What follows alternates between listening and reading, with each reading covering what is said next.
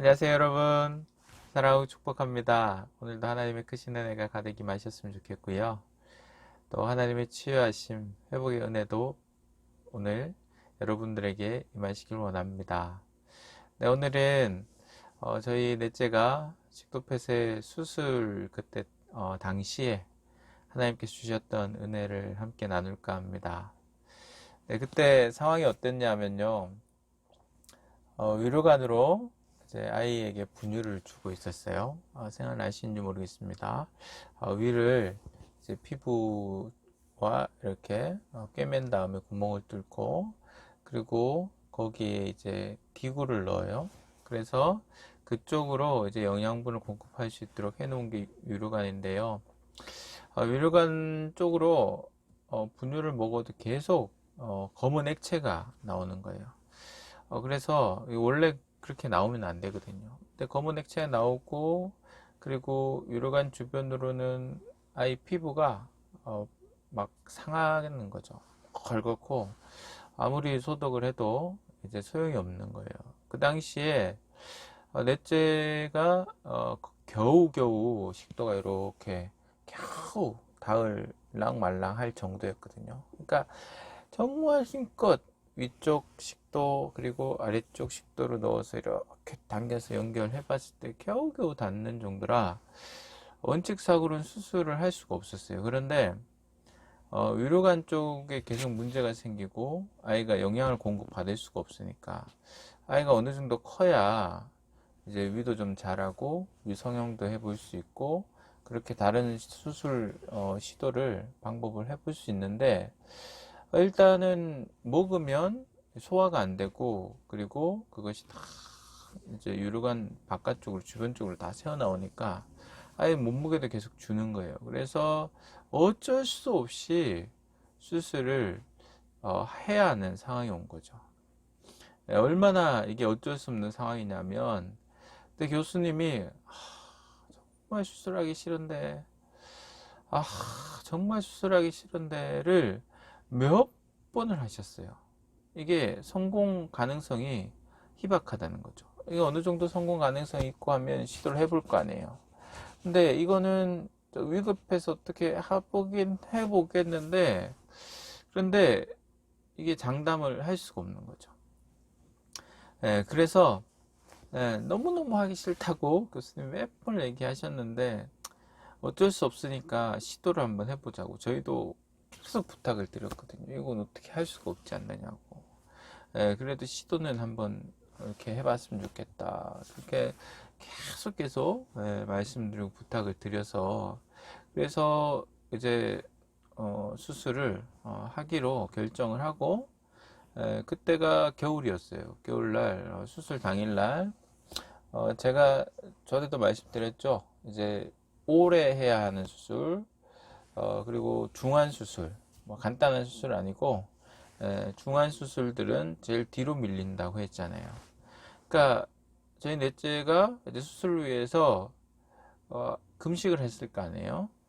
금식을 6시간 전 이상 금식을 시키거든요. 위에 완전히 어떤 음식물도 없어야 수술할 때, 그리고 뭐 수술하면서 이제 장기들 잘라낼 때도 음식물이 안 나오니까, 그것 때문에 또 염증이 일어나고 하면 안 되니까 그렇게 금식을 이제 쭉 하는 거죠. 근데 예정된 시간이 되어도 수술을 하자고 이야기가 없는 거예요.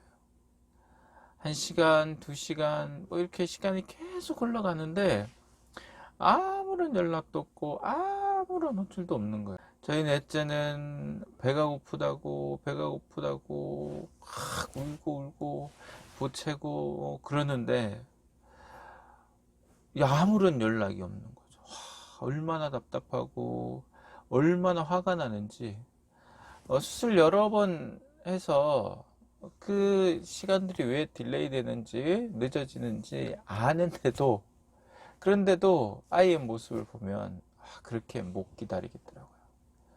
정말 왜 그러냐, 왜 이러냐.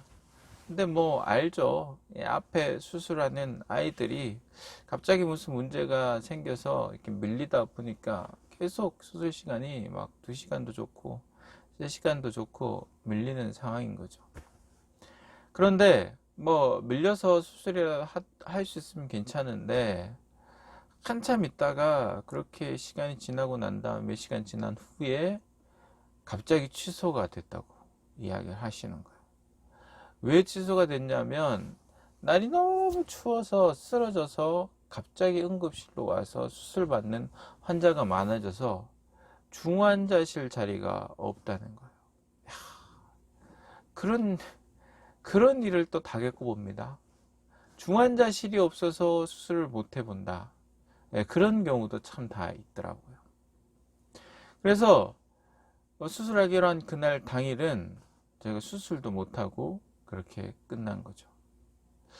참 이게 무슨 고생인지, 참 무슨 마음고생인지, 왜 이런 고생을 해야 되는지 참 너무 원망스럽고 또 힘이 들더라고요.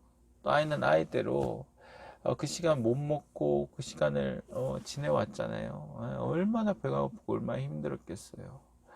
부모가 자기는 위르간 쪽도 계속 따갑고 아픈데 엄마 아빠는 자기에게 밥도 안 준다.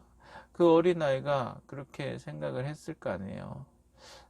참 그 시간들이 그렇게 원망스럽고 힘들더라고요. 자, 매통하는 자에게 복이 있나니 그들이 위로를 받을 것이며, 마태복음 5장 4절 하나의 말씀이 있는데요. 정말 너무너무 애통하고 너무너무 참 눈물이 나고 너무너무 속상하더라고요. 정말 그때 위로를 주시는 분은 하나님밖에 없더라고요. 하나님께서 말씀으로 또 기도할 때 또 하나님께서 위로를 주시고 평안케 하시고 또 참게 하시고 또 이길 힘을 주시고 그렇게 그 시간들을 지내왔는데요. 참 어쨌거나 그렇게 하루가 지났습니다. 네, 그리고 또 이제 수술을 기약할 수가 없게 된 거죠. 그런데 그 다음 이야기 제가 다음 주에 또 해드리겠습니다.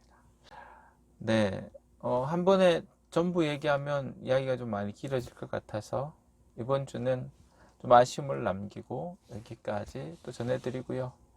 다음 주에 또 그래서 우여곡절 끝에 저희 아이가 수술을 하게 됐어요. 근데 정말 정말 기가 막힌 은혜의 시간들이었거든요. 그 이야기를 다음 주에 계속 해드리도록 하겠습니다.